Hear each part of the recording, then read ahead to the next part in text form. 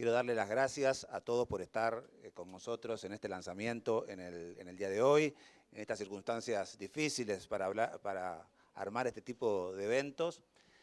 Queremos darle la bienvenida a lo que es el punto inicial de un trabajo que se empezó a organizar ya hace más de un año, en marzo del año pasado, con la planificación estratégica que el Comité Ejecutivo Departamental del Partido Colorado comenzó a realizar en esa fecha. Esa planificación que comenzó en una comisión que se creó para tales fines, decidió la realización de este instituto para cubrir determinados requerimientos que tenía el partido y que no había podido cumplir. El requerimiento de la formación y la capacitación de los cuadros y de los dirigentes y los jóvenes de Montevideo, que nos parecía fundamental poder hacerlo.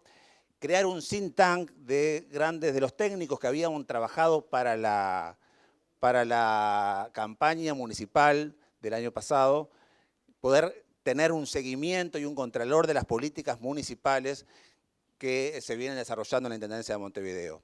Y luego dar apoyo en la capacitación a todo lo que es el Comité Ejecutivo y lo que son las diferentes actividades de las diferentes prosecretarías que se han marcado en el Ejecutivo Departamental. Por ejemplo, una de las más importantes va a ser la que van a volver a instalarse los clubes zonales en Montevideo, y en esos clubes el instituto va a estar presente para dar y hacer capacitación. Entonces les voy a dar la palabra ahora a nuestra vicepresidenta, que va a hablar sobre los fines y las misiones del instituto. Luego va a estar hablando Adolfo Garcés por la importancia que tiene los think tank para los partidos políticos. Seguidamente el embajador Luis Hierro López, que nos va a hablar sobre la importancia que tiene para nuestro Partido Colorado la figura de Joaquín Suárez, y va a cerrar el diputado Felipe Gipane como secretario general del Partido Colorado en Montevideo. Le cedo la palabra entonces a nuestra vicepresidenta. Bueno, gracias. Buenas tardes para todos. Primero, quiero agradecer en mi nombre y en el nombre de todos los compañeros del instituto que están por ahí, la presencia vuestra acá, que para nosotros es muy importante. En este lanzamiento de este instituto, que ha sido creado, formado, con mucha responsabilidad, con mucho compromiso, con mucho trabajo, en una idea originaria de nuestro presidente, debido a una inquietud de los problemas irresueltos en el departamento, y que, bueno, estamos todos abocados a ellos, a trabajar para ellos.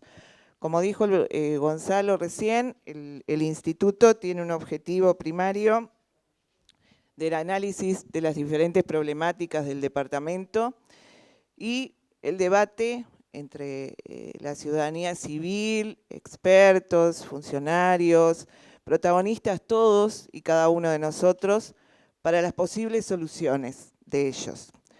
No quiero ahondar mucho más porque Gonzalo en términos generales les comentó mucho de los fines y de objetivos, la formación política de jóvenes integrantes del partido, ya sea para su desempeño en el gobierno o en la misma sociedad, en el lugar donde estén todos y cada uno. Ahora me gustaría un poco, sí, hablar de los cursos del instituto. En esta base se desarrollarán una extensa cantidad de actividades que incluirán algunas que ya están confirmadas, como el ciclo de charlas que tenemos titulado Las colectividades que formaron Montevideo. Mañana comienza una de ellas, en su primera edición, sobre la comunidad judía en la ciudad. La misma será llevada adelante por el profesor Yair Bent, director de la Cátedra del Judaísmo Niso Acher, en la Universidad Católica. A su vez, el próximo 28 de junio se desarrollará una actividad en conjunto con la Prosecretaría de Políticas de Género de Montevideo del Partido Colorado, donde se expondrá sobre los espacios de militancia política de las personas incluidas en los colectivos LGTB. La que tendrá como oradores al comunicador Sergio Puglia, la diputada suplente de SIDEPA Grigliani, el pastor y activista por derechos humanos Fernando Frontán y la activista transfeminista Josefina González, junto con el militante político Mateo Prigue. A su vez, se realizarán actividades vinculadas a fechas y homenajes, en este caso, con motivo de su 100 aniversario el próximo 9 de julio. Se realizará también una charla sobre Adela Reta y el próximo 15 de julio, al conmemorarse 50 años del fallecimiento de Luis Valleverre, una instancia que propone estudiar un aspecto fundamental en la reafirmación ideológica del Partido Colorado. Bueno, en términos generales, hay una agenda variada, importante, con los cursos anuales que van a tener módulos de formación política en la que van a haber idóneos del tema. El instituto tiene un trabajo exhaustivo, importante y comprometido. Así que bueno, los esperamos. Muchas gracias. Gonzalo. Muchas gracias, Raquel. Agregar que también no son los cursos de ahora primeros, pero a partir del mes de octubre vamos a estar haciendo algunos estudios referentes a la actividad específicamente municipal, con 2 temas que van a generar un impacto importante en la ciudad de Montevideo, que los vamos a estar estudiando. Vamos a hacer ciclos al respecto y los estudios pertinentes para su publicación. Le voy a dar la palabra vía Zoom a Adolfo Garcés, para hablar sobre el tema de los think tank, en la importancia de los think tank en los partidos políticos actuales. Gracias, Adolfo. ¿Qué tal? ¿Qué tal? ¿Cómo están? Muchísimas gracias por la invitación, que tanto me honra. Les pido disculpas por no poder estar allí acompañándolos presencialmente, pero ando corriendo de un lado al otro en estos días. Y tengo otra actividad dentro de un ratito, voy a tener que retirarme antes que termine el lanzamiento de este instituto. Quiero felicitarlos, desde luego, por instalar, por tomarse el trabajo de crear una nueva institución. Crear instituciones es extraordinariamente difícil, lo saben muy bien los colorados, y creo que efectivamente instalar instituciones, usinas de ideas en los partidos, en distintos niveles, ¿no? A nivel nacional o en este caso a nivel departamental, en los partidos o en sus fracciones, a cualquier nivel, creo que es extraordinariamente útil y que habla muy bien, digamos, que forma parte del desarrollo institucional de los partidos políticos en el siglo XXI. Antes de entrar al asunto concreto de las usinas de ideas de los partidos, solo decir una vez más, claro, Uruguay es una de las mejores democracias del mundo, una de las pocas democracias como la gente del mundo. En los rankings siempre está en el lugar 15, en el lugar 16, en el lugar 17 entre las democracias del mundo. Estamos entre el 10% de las mejores democracias del mundo. Hay muchas cosas que hacemos muy bien como sistema político. Hay muchas cosas que ustedes, los partidos políticos, hacen muy bien. Representar a la gente. Lo cual no quiere decir que nuestra democracia no tenga cosas para aprender y que haya, sobre todo en el terreno de las políticas públicas, que no haya mucho que se pueda hacer incluso mejor. Yo vivo pensando que tenemos que ponernos siempre la agenda del perfeccionamiento democrático. No podemos dejar para pensar en los temas de las instituciones políticas cuando las perdemos o cuando están en crisis. Yo diría que es ahora, ¿no? Es ahora que la democracia uruguaya funciona bien, que sigue dando pruebas de vitalidad. Ahora que contemplamos que los problemas dramáticos que tienen muchos de nuestros vecinos en América Latina, ahora que las cosas van bien, más que nunca, es cuando tenemos que pensar en dónde están las fallas, dónde están las prácticas que tenemos que corregir y las instituciones que tenemos que perfeccionar. Y bueno, hay mucho para hacer en Uruguay en todo sentido, y dentro de ese paquete general de perfeccionamiento, de calificación de nuestra democracia, yo coloco la cuestión de la modernización de los partidos y del mejoramiento del vínculo entre el mundo, digamos, el mundo universitario en un sentido amplio, el mundo académico, el mundo de la técnica y el mundo de la decisión, el mundo de las políticas públicas, el mundo de la militancia política propiamente dicha, stricto sensu, ¿no?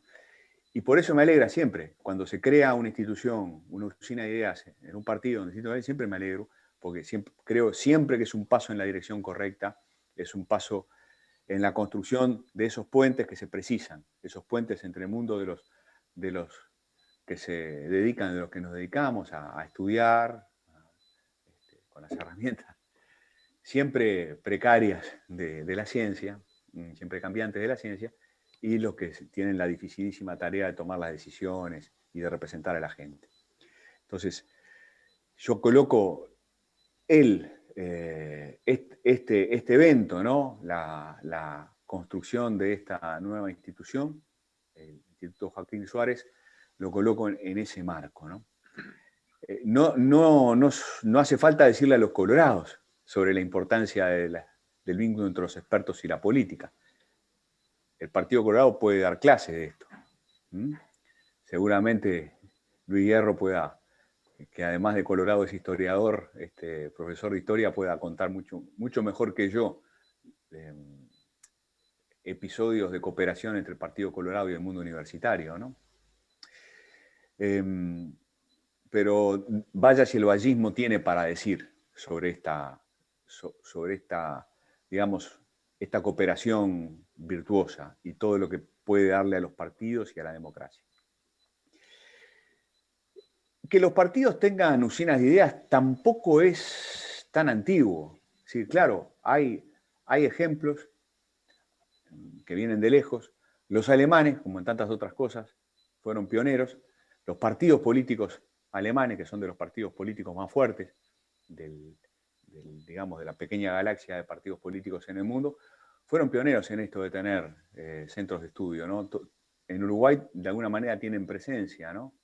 La Konrad Adenauer o la Friedrich Ebert son fundaciones políticas de los partidos alemanes financiadas con el dinero de los ciudadanos alemanes. Y que además se dan el lujo, por suerte, de cooperar con otros países. Pero yo diría, más allá de esos esfuerzos pioneros de los alemanes, tampoco es que sea tan frecuente que los partidos tengan usinas de ideas. Es una tendencia creciente. Sí, cuando uno mira América Latina en los últimos años, en los años de la redemocratización de América Latina, por no hablar de los años de la democratización de América Latina. Hago esta precisión porque en realidad para hablar de democracia en América Latina, y espero que estén sentados, hay que llegar al último cuarto del siglo XX. Para que predomine la democracia en América Latina, hay que llegar a 1978, a 1980, a 1985. Cuando nosotros recuperamos la democracia, buena parte de América Latina se estaba democratizando y empezaba a predominar por primera vez en la historia la democracia como régimen político en nuestra región. Con la democratización de América Latina y la activación de los partidos políticos, que dicho sea de paso es todo un drama, porque no en todos lados son tan estables como los nuestros, tan institucionalizados, bueno, se empezaron a formar dentro de esos partidos centros de ideas, usinas de ideas. Y en Uruguay, yo diría, quizás la primera experiencia que registra la historia reciente sea del Instituto Manuel Oribe, formado por 1985 por el liderazgo de Luis Alberto Lacalle Herrera, pero más o menos al mismo tiempo había iniciativas dentro del Partido Nacional y en otros partidos.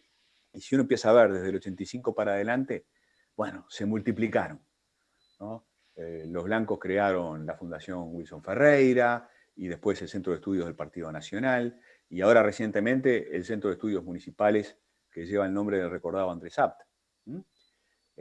Pero dentro del Partido Nacional hay mucho de esto y dentro de los colorados también han habido distintas iniciativas. Yo hace poco participé en el lanzamiento del Instituto de Libertad de Tiller al Cantero y por suerte se multiplican estos lugares que cumplen o que pueden cumplir tareas importantes como mencionaban ustedes. Formación de militantes y cuadros, un clásico. Por ahí arrancaron los alemanes. Crearon sus usinas de ideas, sus pequeños centros, o grandes centros, para formar mejor a sus militantes, a sus cuadros. Yo digo, enorme tarea de la política uruguaya, enorme, enorme. Es difícil llegar al gobierno, más difícil todavía poder hacerlo bien y cumplir con las expectativas de los votantes. Entonces, es de primer orden formar a la gente. Todos los esfuerzos que se puedan hacer dentro de los centros de estudios de los partidos políticos son bienvenidos. Pero la verdad, yo creo que los partidos políticos tendrían que tener políticas mucho más audaces de formación de sus militantes.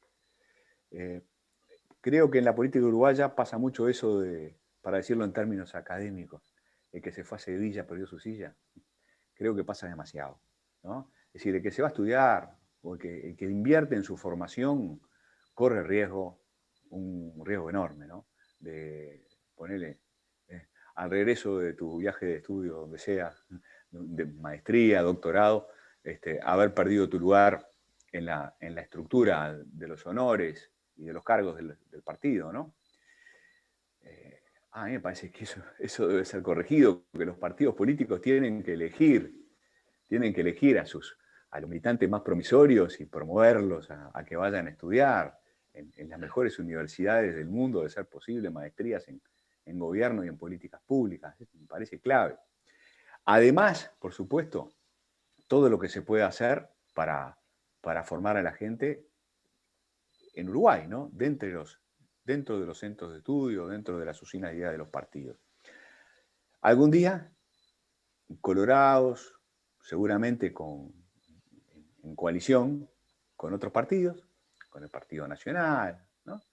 Vaya uno a saber cómo, volverán a gobernar Montevideo. Es imprescindible que tengan los cuadros formados como para poder administrar una estructura burocrática enorme. Los centros de estudio, también en todas partes, los centros de estudio de los partidos, funcionan como respaldo técnico, como asesorías. Si esto es importante en general, es enormemente importante a nivel de la zona metropolitana y de Montevideo, ¿no? Porque los ediles, ¿dónde tienen? ¿Dónde tienen espalda los ediles para poder proponer, para poder elaborar, para poder controlar una estructura político-administrativa enorme como la estructura montevideana, ¿no? De gobierno de Montevideo? Fundamental que los ediles estén asesorados, que tengan respaldo.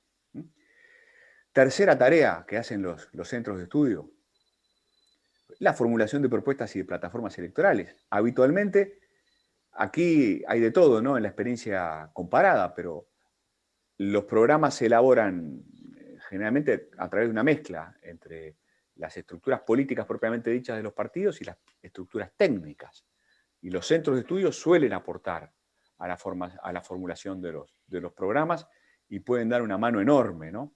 Pienso en el programa para la elección departamental de Montevideo dentro de 4 años. Seguramente los centros de estudios, el Andrés Abt, el Joaquín Suárez, tengan mucho para decir cuando llegue el momento. Y por último, y esto me parece especialmente importante en el caso de los colorados, los centros de estudio suelen ser muy importantes para todo lo que tiene que ver con la memoria de los partidos.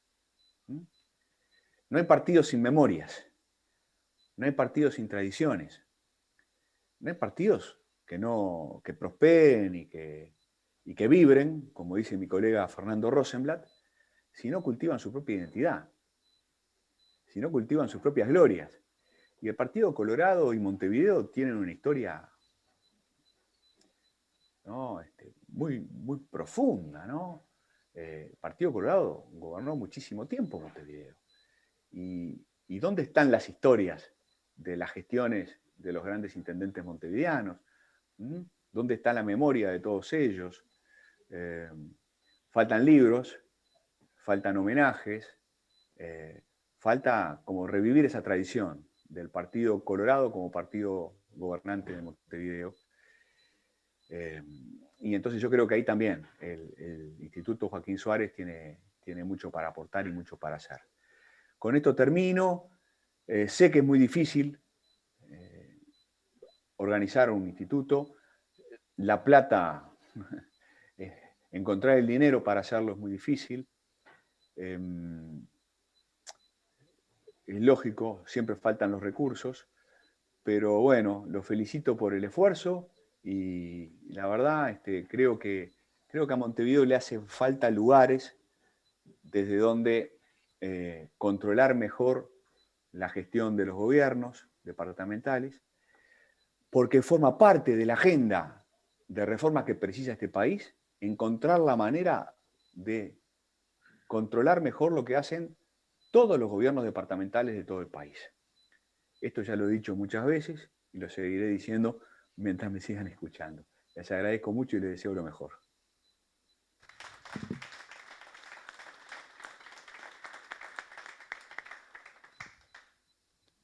Muchas gracias, Fito, y me quedo con algunas reflexiones de que sí, estamos trabajando para llegar a la elección del 2025 en conjunto con nuestros socios con los cuales compartimos ese objetivo para llegar a competir y a ganar la elección municipal en el 2025. Ese debe ser nuestro objetivo. Debemos llegar con los cuadros formados y con las ideas y las propuestas.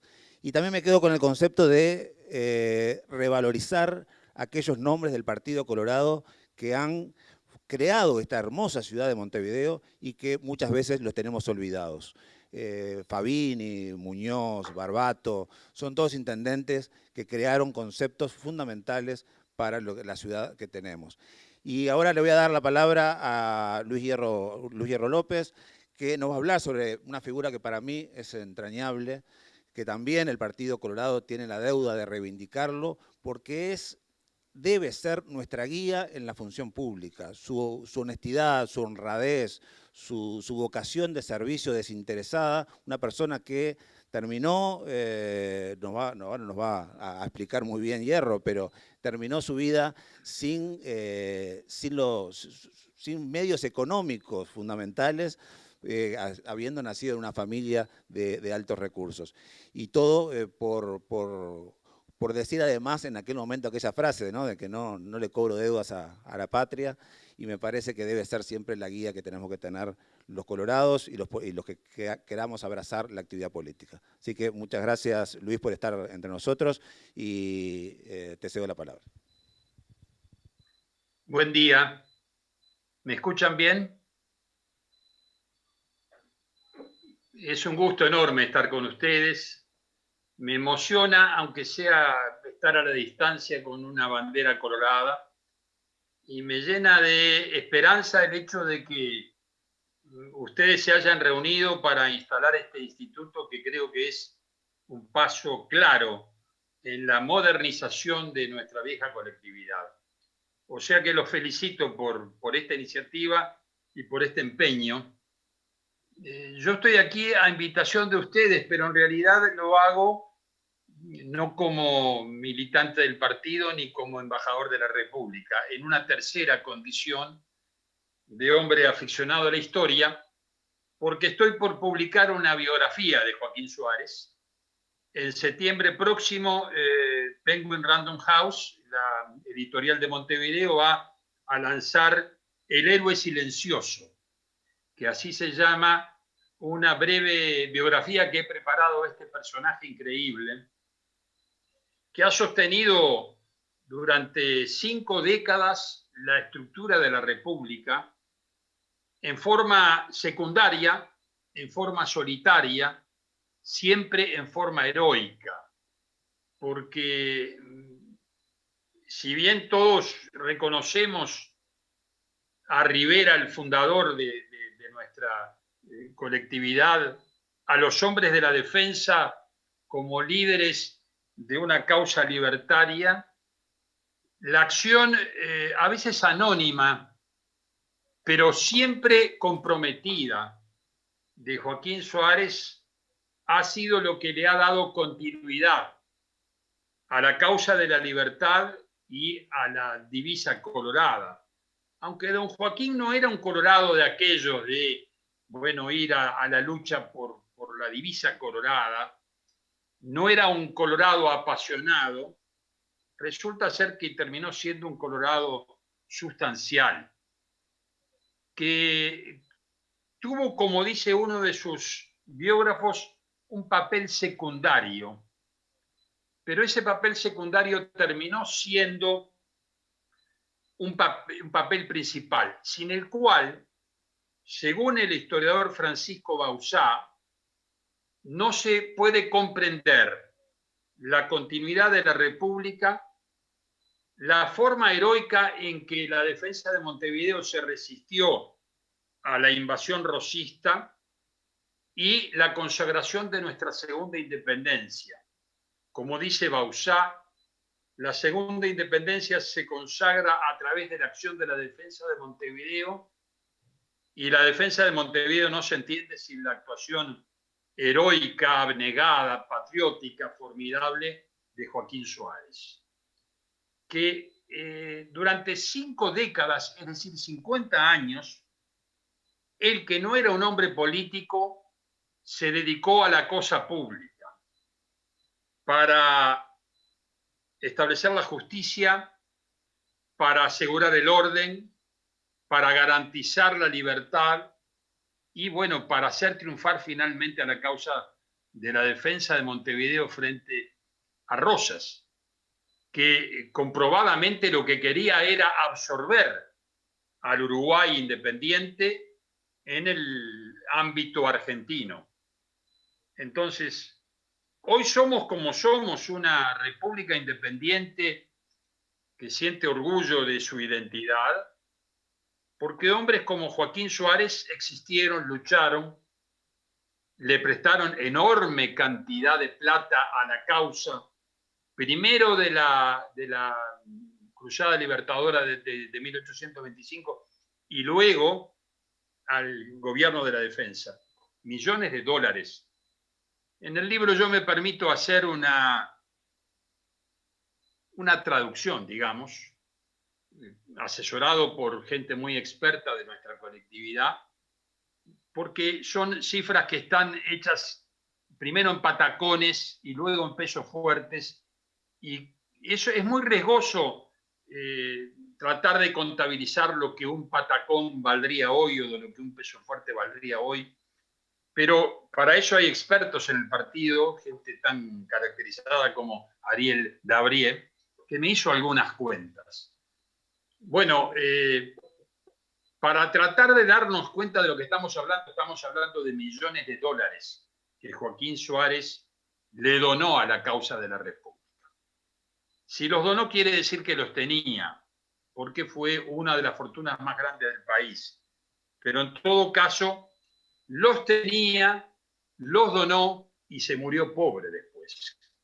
Se murió atravesando penurias económicas y personales increíbles que le dan dimensión a ese acto de sostener a la defensa con su propio pecho. Don Joaquín tiene un liderazgo totalmente distinto a lo que nosotros reconocemos como líder político. No era un político, era un comerciante que había tenido varias actividades productivas. Uno de sus biógrafos lo retrata diciendo que ninguna de las actividades del campo le era ajena. Él heredó campos de su padre era un inmigrante asturiano. La gente de Asturias son perseverantes, son honestos, trabajan el día y la noche. Y esa característica se transmitió del padre de Joaquín a don Joaquín. Hombres de una sola palabra, que tenían sobre todo un concepto de la decencia, que don Joaquín le transmite a uno de sus hijos y a sus nietos en las cartas, porque claro, pongámonos en aquel tiempo, hoy tenemos WhatsApp y estas cosas, en aquel tiempo la vinculación entre la familia más indirecta era a través de cartas. Y las cartas familiares de don Joaquín Suárez, tratando de usted a su mujer y a sus hijos, tuteando en forma cómplice a sus nietos, son estupendas porque configuran esa transmisión de los valores que hoy la sociedad pone en duda y que hoy de repente a padres y abuelos nos es difícil comunicar, pero a uno de sus hijos le dice que seas decente como lo es tu familia. La decencia era un valor principal en la vida de estas personalidades. La decencia privada y la decencia pública. Y hay varias cartas de Joaquín Suárez transmitiendo estos valores de familia. Y bueno, fue revolucionario en 1809, o antes de que estallara la Revolución de Mayo en Buenos Aires, e incluso antes de que Artigas se incorporara a la revolución. Eso demuestra que tenía un temperamento avanzado para su época. En una de sus autobiografías, él hacía unos apuntes autobiográficos, dice: estamos esperando a un hombre de arma llevar para que la revolución tenga una conducción, que él era consciente que no podía ofrecerle, porque él no era ese hombre de arma llevar. Él era un comerciante, empresario rural llamado a la revolución. Pero prefigura claramente la aparición de Artigas, con quien don Joaquín tuvo una vinculación muy fuerte. Era 17 años menor que Artigas, es interesante señalarlo. Artigas seguramente conocía a su familia, a su arraigo, en el sur de la Campaña, en Canelones y el actual departamento de San José, donde don Joaquín Suárez tenía una de sus estancias. Era un hombre muy prestigioso y podía convocar a los paisanos. Integraba el patriciado uruguayo, según lo define Real de Azúa. Es un concepto interesante porque cuando el éxodo, Artigas dice claramente, la revolución oriental no fue una revolución solo de los paisanos, fue también una revolución de los patricios. Y precisamente Real de Azúa dice que Joaquín Suárez es uno de los patricios de la segunda ola, que como otros, por la revolución terminó muriendo pobre. No es el único caso, el caso de Joaquín Suárez, de que financia la revolución. Hay otros casos. Y es una cosa que interesa mucho a la formación del Uruguay como sociedad posterior, que los patricios también abrazaron la causa revolucionaria y la financiaron. En un ejemplo formidable de patriotismo, porque eso no era común en aquellos tiempos. Había en Montevideo algunos de esos patricios que estaban totalmente en contra de los esfuerzos revolucionarios. Pero fíjense ustedes, en 5 años fue militar, en 5 décadas, militar revolucionario, fiel ejecutor del Cabildo, gobernador de Montevideo, diputado de la Sala de Representantes de la Provincia Oriental, gobernador delegado de la provincia, y ya en tiempos de la República, es decir, después de 1830, diputado, senador, ministro, y como titular del Senado, presidente del gobierno de la defensa de Montevideo durante todo el sitio. Volvió a ser senador terminada la guerra. Y eso que él no creía en los embrollos de los hombres. A él le disgustaban las luchas entre hermanos, le disgustaban los enfrentamientos civiles, le disgustaban esa lucha por el poder, que él nunca quiso. A eso le llamaba los embrollos de los hombres, que no le gustaban. Se pelea o se distancia de Artigas porque Joaquín Suárez entendía que la causa revolucionaria hispánica en contra de los españoles americanistas debía ser una sola. Y cuando después del segundo sitio Artigas se separa de Buenos Aires claramente, Joaquín Suárez se enoja con esa actitud y se va para su casa. La forma que tenía de expresar un disentimiento era yéndose a su casa. Lo hizo muchas veces en su vida pública. No dejaba de apoyar a los patriotas, pero se quedaba en su casa, que era una especie de protesta cívica que él mantenía y hacía, y que durante mucho tiempo le caracterizó. En esta notable vida pública tiene una definición sobre lo que es la república y lo que es el espíritu liberal de la revolución, y dice: el 13 de diciembre de 1828, siendo gobernador provisorio en Canelones, en un bando que es el ADN de la República Liberal, el gobierno promete del modo más solemne que respetará y hará respetar las personas, las propiedades, la independencia de las opiniones y la libertad de imprenta. Joaquín Suárez. Todo dicho. Absolutamente todo dicho. Si hay algo que caracteriza a la República naciente en 1828, son estas 4 cláusulas de Joaquín Suárez, que era un gran liberal y un gran republicano. Y alguien que dice que va a prometer a las personas, a las propiedades, a la independencia de las opiniones y a la libertad de imprenta, como se decía entonces, en realidad es la libertad de prensa hoy, es alguien que está transmitiéndole a la futura república naciente todo el compromiso con la libertad y con la república. Me parece que es una definición formidable. Esta expresión debería estar presidiendo la jornada de hoy, porque si algo caracteriza a los colorados es, históricamente, prometemos respetar las personas, la propiedad y las opiniones. Esto es Joaquín Suárez y este es el mandato que él le transmitió a la República. Bueno, fue un líder diferente. No era político, no era un gran orador, tenía dificultades siendo legislador para expresarse, hablaba muy despacio, no era elocuente, no fue un jefe militar, no era un caudillo de multitudes.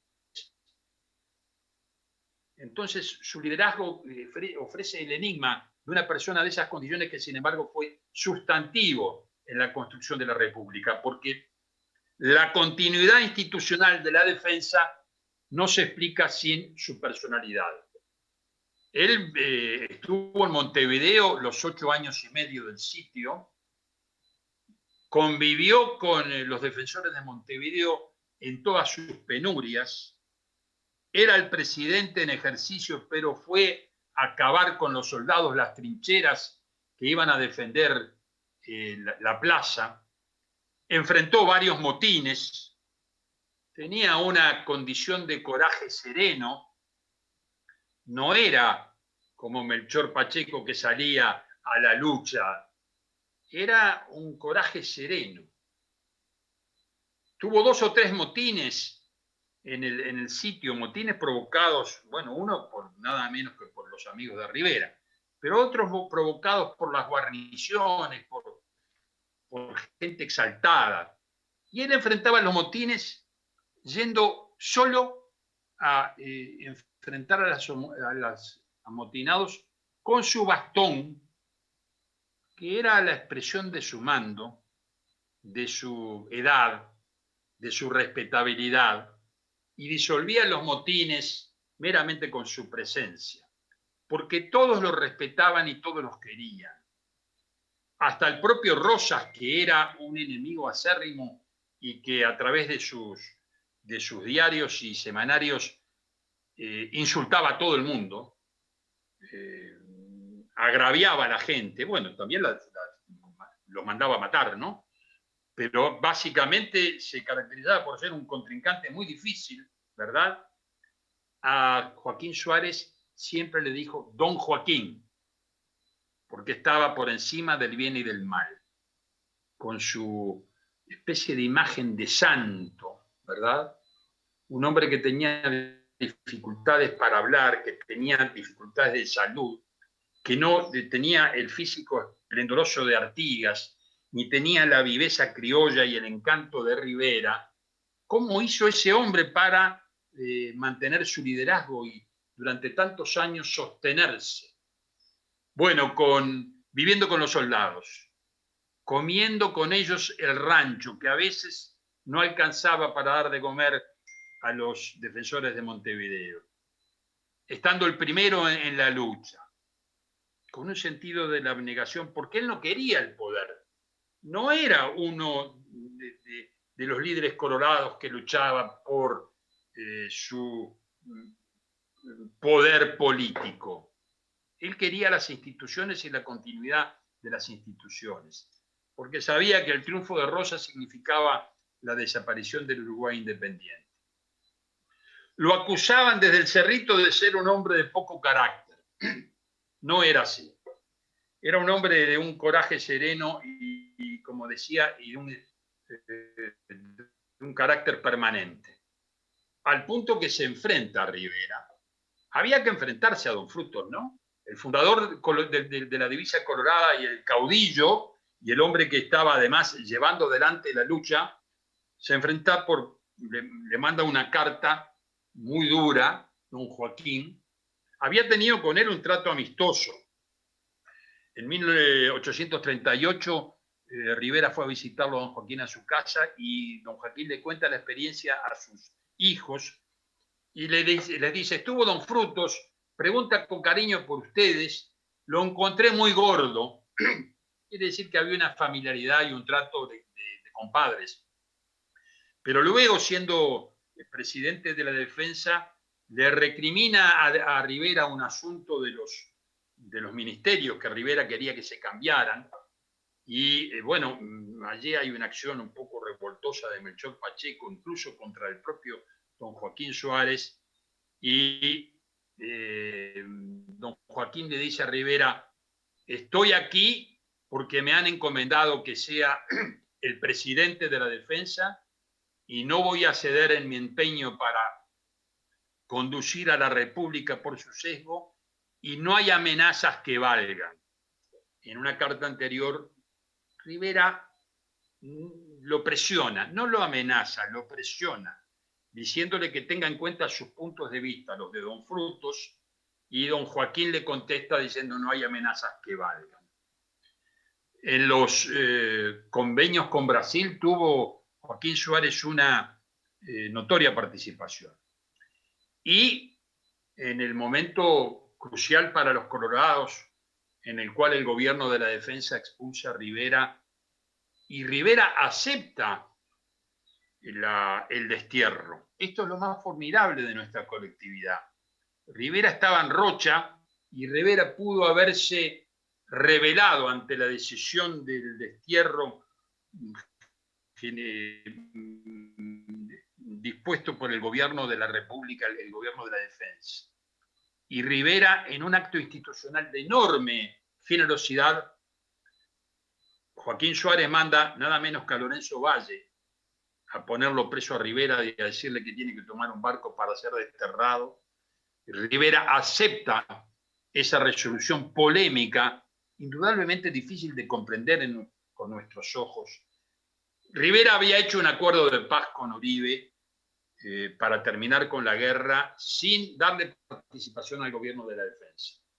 El gobierno de la defensa se sintió desautorizado y lo saca del medio a Rivera, textualmente lo saca del medio, ¿verdad? Para negociar con Brasil la culminación de la guerra. Mirada la historia a lo lejos, bueno, quizás la razón estaba de un lado y del otro.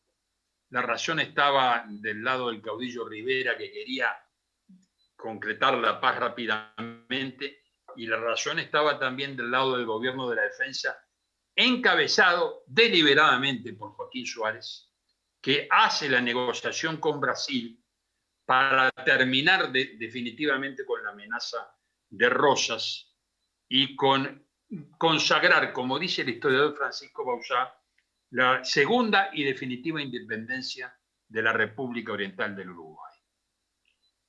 En este ambiente increíble que se mueve don Joaquín Suárez. Y termina luego siendo un factor de referencia.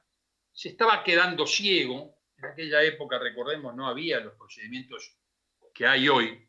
Y en esa medida se fue separando de la vida pública. Pero con todo, no siendo un colorado integral, no llevando la bandera como la llevamos quizás nosotros mismos. 2 años antes de su muerte, su último acto cívico, en una cosa que registra don Juan Pibel Devoto, fue participar de una especie de elección interna que hubo en el Partido Colorado. Y el lema de su lista, de la lista de Joaquín Suárez, fue: viva el Partido Colorado unificado y fuerte, lista del pueblo. 2 años antes de morir. La elección interna se realizó con 500 personas. 400 de ellas votaron a don Joaquín Suárez, que fue en ese momento otra vez presidente del Partido de la Defensa. Y se murió abandonado en su quinta. No tenía plata a veces para la comida, porque había donado toda su plata, su dinero y sus recursos a la República. Lo único que lograba era que sus nietos le leyeran algunas cosas que él quería recordar y saber porque ya no podía leer. Y como cuenta precisamente Andrés Lamas, su biógrafo, en más de una oportunidad el Parlamento quiso restaurarle esa plata que él había prestado. Y es allí cuando lanza esa expresión: a la madre no se le llevan deudas, no se le llevan las cuentas. Tuvo una pensión, esa pensión no se la pagaban, él aceptó la pensión porque, recordemos, no había un régimen de jubilaciones y la Asamblea General resuelve pagar una pensión, ya no restituirle la deuda, pagar una pensión. La pensión no se la pagaban, le pagaban 1/3, etc. Sus hijos tuvieron que trabajar como artesanos, uno en Brasil, otro en Argentina, en una estancia de Urquiza. Murió solo, ciego, pobre, heroico y patriota. Es una lección de vida, de dignidad y de decencia que está en la base de nuestra colectividad y está en la base de la República. Es lo que quería decirles.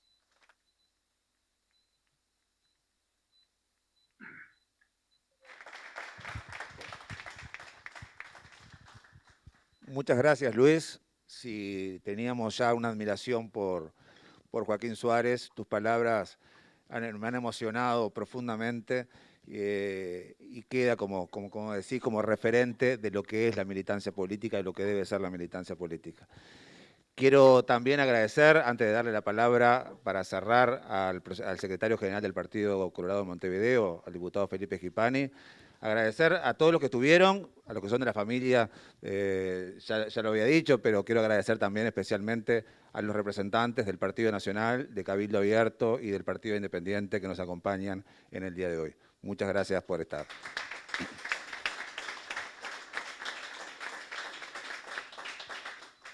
Y bueno, le cedo la palabra al diputado Felipe Schipani.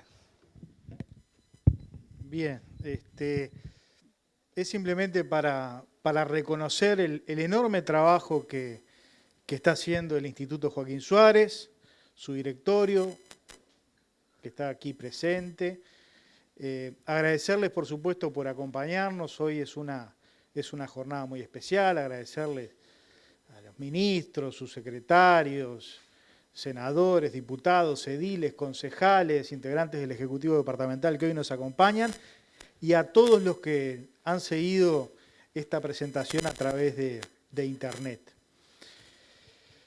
Agradecerles, como dijo Gonzalo, a Laura, a Eduardo, a Alejandra, de nuestros socios de la coalición de gobierno también por acompañarnos. Esta es una empresa colectiva, la de Montevideo, la del país. Y el Instituto Joaquín Suárez surge cuando surge la planificación del trabajo quinquenal en Montevideo. Y no podíamos dejar de planificar el trabajo político sin un ámbito para el pensamiento, sin un ámbito para la formación política, en primer lugar, tan importante como destacaba Fito, y también para la generación de ideas, para el estudio en profundidad de los temas de Montevideo. Y tenemos que partir de una autocrítica. Los colorados hemos sido en estos últimos años omisos en el trabajo departamental. Seguramente porque hemos tenido que afrontar las dificultades de administrar la realidad nacional y el gobierno nacional, y eso quizás ha dejado en un segundo plano lo departamental. Pero vaya si es importante estudiar en profundidad los temas de nuestro departamento. Vaya si es importante formar a nuestros cuadros, no solo a los jóvenes que se van incorporando a la vida política, sin los cuales ni los partidos ni las ideas tienen continuidad histórica, sino también formar a aquellas personas, aquellos que estamos ejerciendo responsabilidades políticas, que están trabajando en el territorio, que levantan las banderas de nuestro partido en los barrios, que tienen una responsabilidad en un consejo vecinal, en un consejo municipal, en la junta departamental. Vaya si es importante eso que hablaba Fito de la conexión entre lo técnico, entre lo intelectual, entre lo académico y lo político. Y ese es un rol fundamental y por eso surge este Instituto Joaquín Suárez. Y desde ya, por supuesto que tenemos vocación de gobernar Montevideo. Y no tengan la menor duda que más temprano de lo que muchos creen, lo vamos a hacer. Y lo vamos a hacer en conjunto con nuestros socios de la coalición, porque si hay algo también que ha quedado absolutamente claro, es que esa coalición que soñamos ya hace unos cuantos años, que nació malograda, creo que después de la última instancia electoral ha llegado para quedarse. Y desde esa perspectiva, todos quienes integramos esa coalición tenemos que hacer esfuerzos, y este es un esfuerzo intelectual, es un esfuerzo político bien importante, y yo destaco el empeño y el trabajo que los compañeros del directorio del instituto están haciendo. Agradecerle, por supuesto, al Fito Garcés, que yo creo que es de las personas que más conoce, que más sabe, que más ha estudiado estos temas y uno de los analistas políticos más lúcidos que tiene el país, y por supuesto a nuestro entrañable correligionario y amigo Luis Hierro por la excelente semblanza de don Joaquín Suárez. Los partidos políticos son acción, por supuesto no hay partidos políticos sin acción política y estamos trabajando en eso fuerte también en Montevideo, pero son también pensamiento. Yo diría que los partidos políticos son la síntesis entre el pensamiento y la acción, que es justamente el pensamiento en acción, en tratar de ejecutar aquellas cosas que pensamos y que planificamos para incidir en la realidad. De modo que esa es la convocatoria que nos hace hoy el Instituto Joaquín Suárez, a pensar bien para hacer mejor. Trabajemos para ello. Muchas gracias.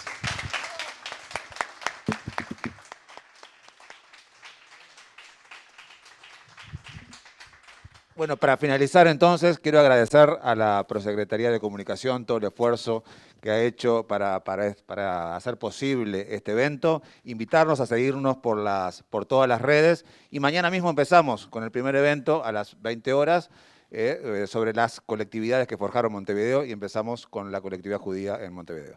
Muchas gracias por su presencia.